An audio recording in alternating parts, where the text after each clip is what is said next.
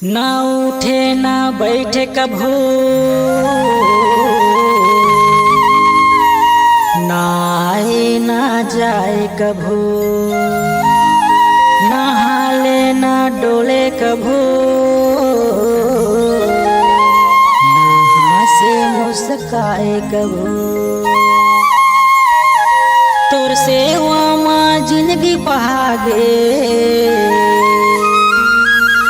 तोर सेवा माँ जिंदगी पहागे, नामो लग उठियाए कभू, नामो लग उठियाए कभू।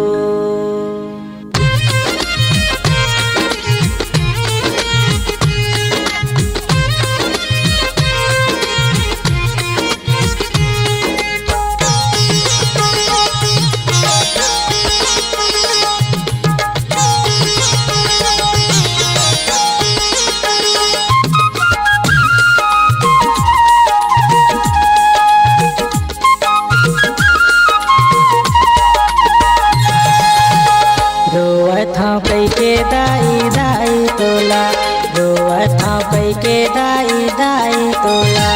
एको घाव बेटा कह देना, एको घाव बेटा कह देना। रोवत हूँ पैके दाई दाई तोला, रोवत हूँ पैके दाई दाई तोला। एको घाव बेटा कह देना, एको घाव बेटा कह देना, एको घाव बेटा कह देना, एको घाव बेटा कह देना, एको घाव बेटा कह देना। रोवत हूँ कह के दाई दाई तोला, एको घाव बेटा कह देना। रोवत हूँ कह के दाई दाई तोला, एको घाव बेटा कह देना।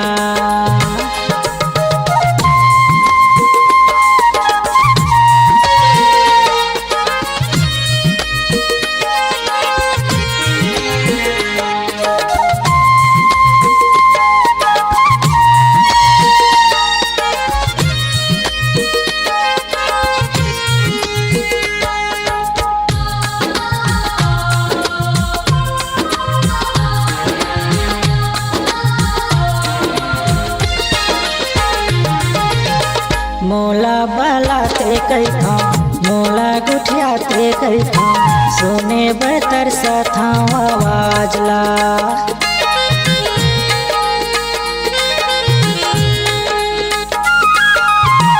आघू मायाते कैथा, खड़ा हो जाते कैथा, छुए बतर सथा पुरपावला।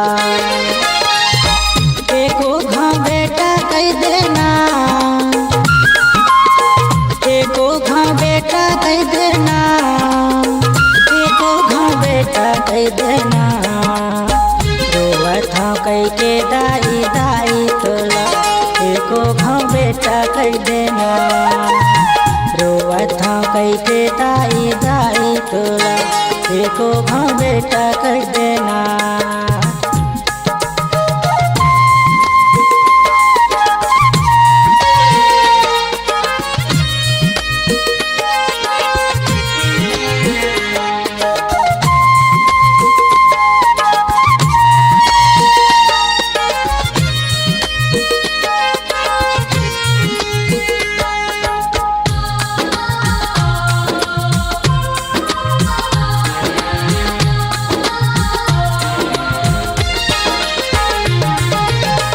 बैठे मैं घूमत रहता, रद्दा मैं देखत रहता, जिंदगी बहागे तोरा गोरा माँ।